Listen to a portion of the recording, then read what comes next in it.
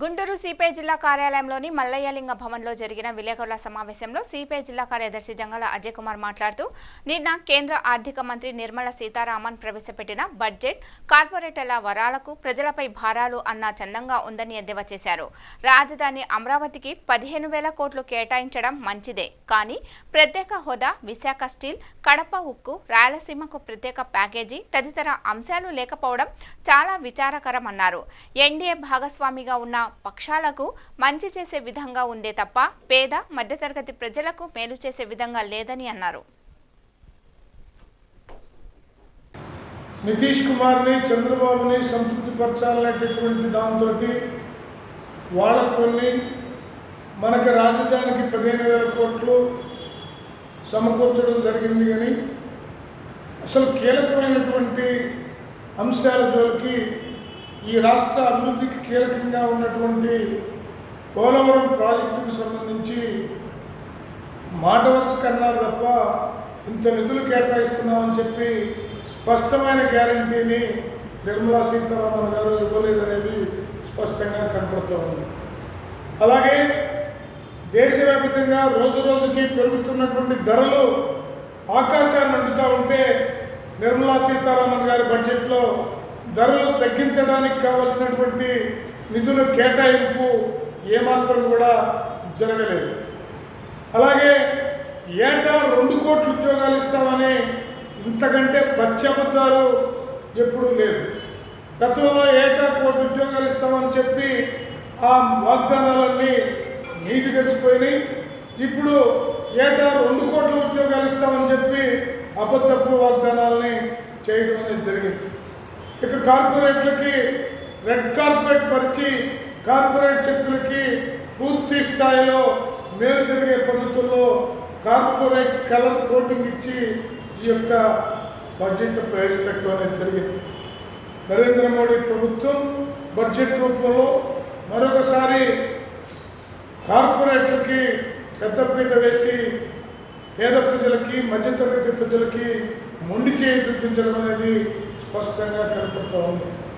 ఈ దేశ అభివృద్ధికి కావాల్సినటువంటి అనేక రంగాలకు సంబంధించి నిర్లక్ష్యం చేయబడింది. ముఖ్యంగా వ్యవసాయ రంగానికి సంబంధించి కేంద్ర మంత్రి ప్రవేశపెట్టిన బడ్జెట్లో తగినటువంటి పద్ధతుల్లో నిధులు లేకపోవడం స్పష్టంగా కనపడుతూ ఉంది.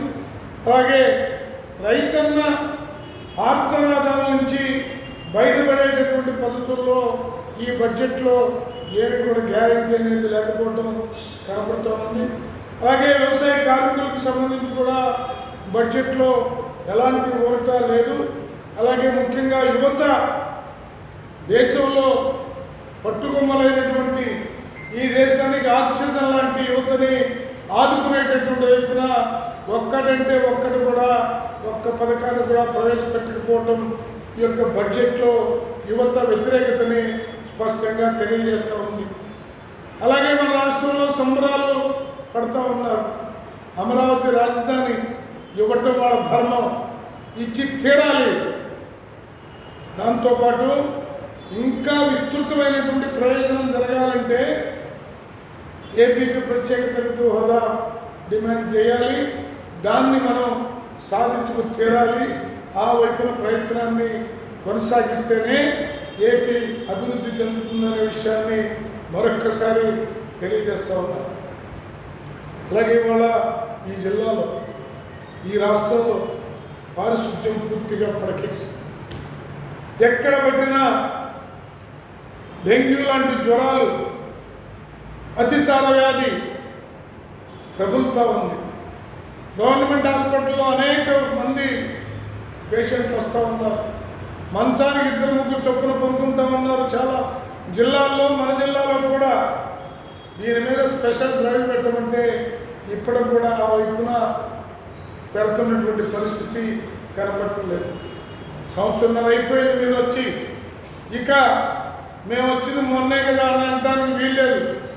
వచ్చి 1 నెలన్నర అయింది కాబట్టి ఈ 1 నెలన్నర కాలంలో మీరు సరైనటువంటి పద్ధతుల్లో గత ప్రభుత్వం చేసినటువంటి పొరపాట్లు చేయకుండా, ముఖ్యంగా పారిశుద్ధ్యం పైన ప్రత్యేక దృష్టి పెట్టి చేయాలి.